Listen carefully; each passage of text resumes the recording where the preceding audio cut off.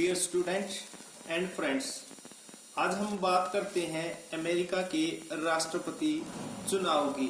जैसा कि आप सभी जानते हैं कि वर्तमान में अमेरिकी राष्ट्रपति के लिए चुनाव प्रक्रिया चल ही रही है और उम्मीद है कि 5 नवंबर तक हमें अमेरिका का नया राष्ट्रपति मिल जाएगा। इसके लिए हम बात करते हैं कि अमेरिका का राष्ट्रपति कैसे चुना जाता है, कौन भाग ले सकता है। तो पहले हम बात करते हैं कि अमेरिका में इस समय जो है 2 दलीय प्रणाली को अपनाया गया है। 2 दलीय प्रणाली का मतलब वहां पर 2 मेन पार्टियां हैं। पहली है रिपब्लिक पार्टी और दूसरी है डेमोक्रेटिक पार्टी।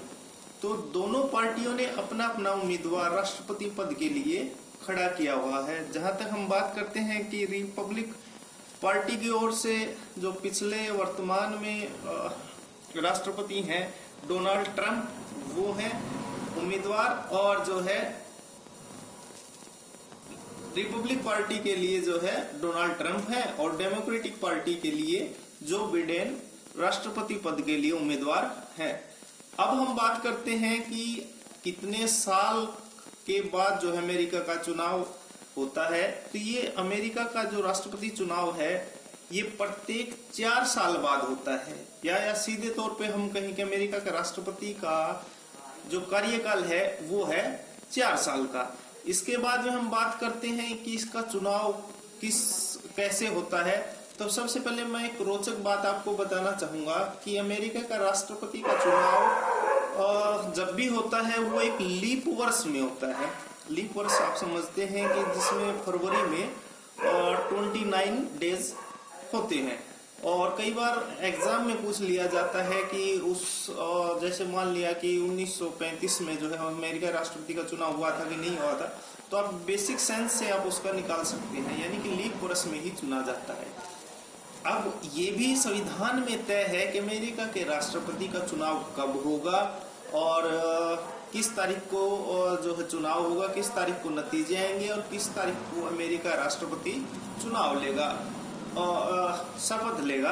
और उसके बाद में हम देखेंगे कि द्वितीय विश्व युद्ध के समय भी और वर्तमान में कोविड-19 के समय में भी अमेरिका का राष्ट्रपति का जो चुनाव हो रहा है वो एक तय तारीख को ही हो रहा है।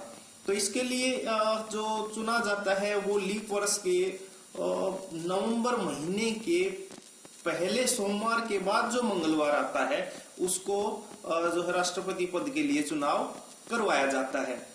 और ये सब पहले से ही उस संविधान में तय होता है और किसी भी सूरत में इसमें फेरबदल नहीं हो सकता। अब बात करते हैं कि चुनावी प्रक्रिया की, और सबसे अच्छी और रोचक बात ये है कि अमेरिका के राष्ट्रपति चुनाव में जनता सीधे तौर पर भाग नहीं लेती है, बल्कि राष्ट्रपति का चुनाव जो है एक इलेक्टोरल कॉलेज के द्वारा किया जाता है। अब आपको लगेगा कि इलेक्टोरल कॉलेज है क्या? ये इलेक्टोरल कॉलेज एक निर्वाचन मंडल है, उसको हम क्या बोलते हैं? इलेक्टोरल कॉलेज बोलते हैं। अब इसमें कौन लोग शामिल होते हैं? इसमें जैसे आप सभी जानते हैं कि अमेरिका में जो राज्य हैं वो 50 राज्य हैं। तो 50 राज्यों में प्रत्येक राज्य का अपना कोटा होता है।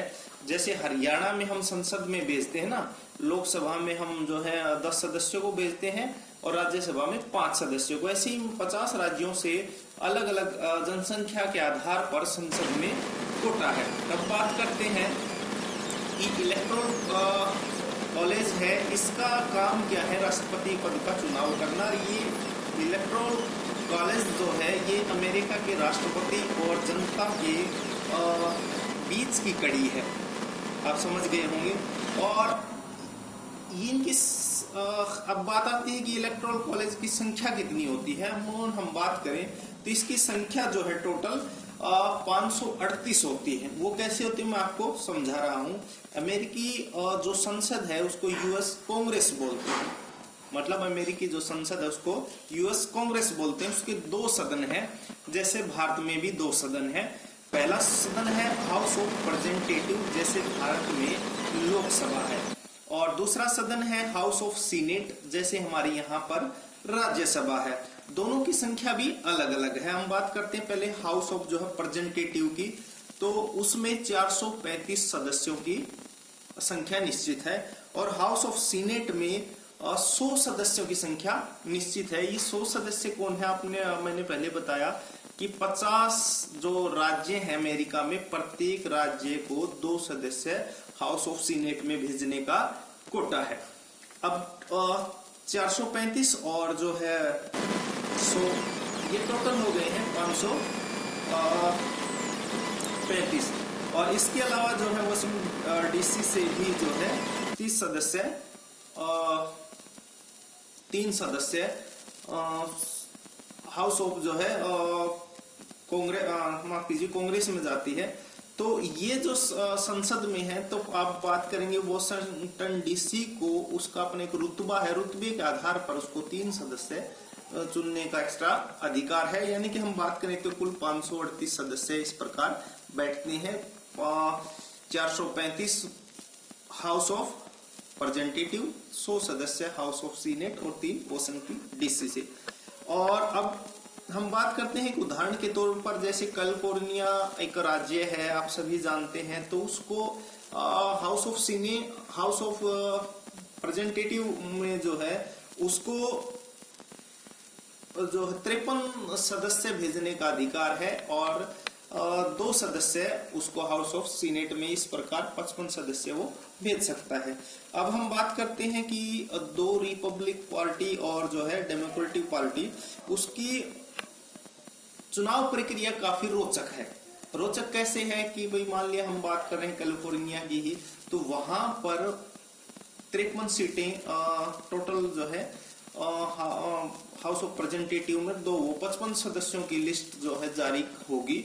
55 सीट की लिस्ट जो है, आपको जानकर हैरानी होगी कि 2 बड़ी पार्टियां हैं, रिपब्लिक पार्टी और डेमोक्रेटिक पार्टी, दोनों अलग अलग जो है अपने अपने 55 उम्मीदवार तय करती है। लेकिन वहां की जो जनता है वो कैंडिडेट को वोट नहीं करती है, बल्कि सीधे जो है लिस्ट को वोट करती है। तो लिस्ट को जो वोट करती है, तो अगर लिस्ट के जब चुनाव हो जाते हैं, नतीजे आते हैं, या तो 55 के 55 सदस्य जीतेंगे या 55 के 55 सदस्य हार जाएंगे। ये काफी डिबेट का मुद्दा है।